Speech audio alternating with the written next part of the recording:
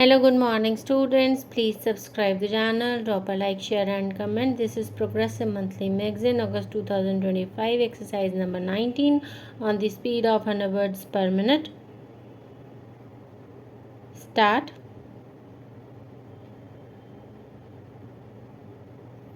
Mr. Vice Chairman, Sir, I rise to support the 6th schedule to the Constitution Bill 1988, which is brought on the floor of this House. Sir, it is a welcome measure in the right direction. This bill seeks to devolve more powers to the district councils. Sir, in the district councils, the members are the tribals. Sir, the founding fathers of the Constitution of India, through their wisdom and political foresight, recognized the very delicate sentiments, culture, and traditions of the tribals. They foresaw that unless certain protections are given to the tribals in the management of their affairs, they will be submerged in the process of normalization along with the most or more advanced people of the plains. This aspect was recognized not only by the founding fathers of the Constitution but by the alien rulers as well. According to 1937 Act, certain areas of Assam in the northeastern region were kept excluded to be looked after by the governor. This was also a recognition to the very peculiar feature prevailing in the tribal areas. This was intended to protect the innocent tribals from being exploited by more advanced people of the plains. So, when the Constitution was drafted, this special provision was made to protect the interests of the tribals, particularly in the northeastern region. Sir, even before the drafting of the Constitution of India, the tribal in the northeastern region agitated and they showed their resentment that when the British leave the country, they should be kept in such a way that their culture and their tradition are safeguarded. When the subcommittee of the Constituent Assembly, in which Brother Basu was also a member, when they visited Kohima, they were told that the Nagas want a separate home.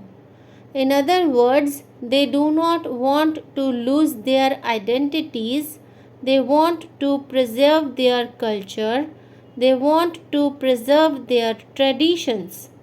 Similar is the case of Mizoram, Meghalaya, and other tribal areas. In this amendment, there are some features for which this House should not have an iota of doubts. If you just look at the face of the bill, a question would arise that when the entire state is predominantly tribal, why should we have tribal councils that even among the tribals? There are some minorities within tribals who have to be cared. When we develop powers in the district councils or at the grassroots levels, it clearly shows the intention of the government to extend the democratic process even at the grassroots level so that this would give more opportunities to the people for deeper involvement in the scheme of things in the whole country.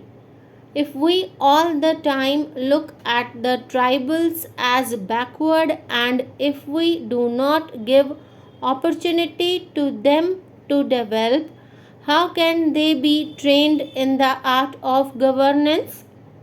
How can they be trained in running the affairs of their own state?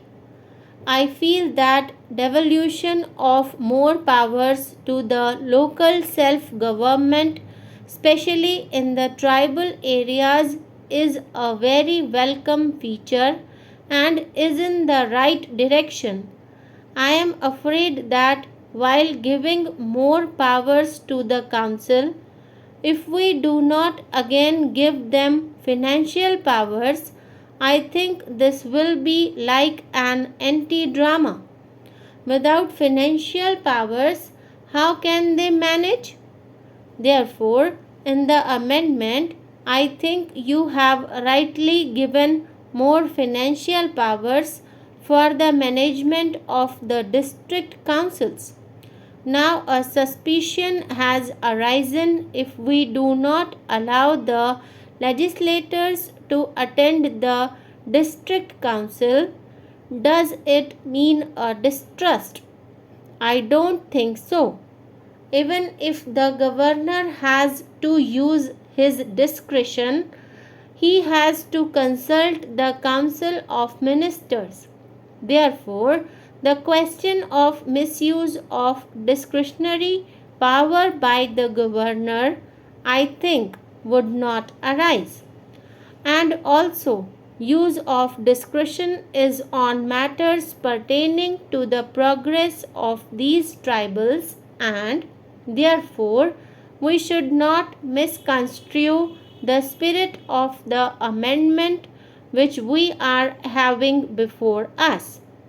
In Tripura, the tribals are the real inhabitants, but because of historical reasons, because of political reasons, they are completely submerged by outside people, and therefore, especially for Tripura, a special provision to safeguard the interests of the tribals in matters of appointments, in matters of law, in matters of land, in matters of their traditions and customs shall have to be worked out. I would request the government to ensure that more protection and more safeguards are initiated, especially for the tribal minorities of Tripura.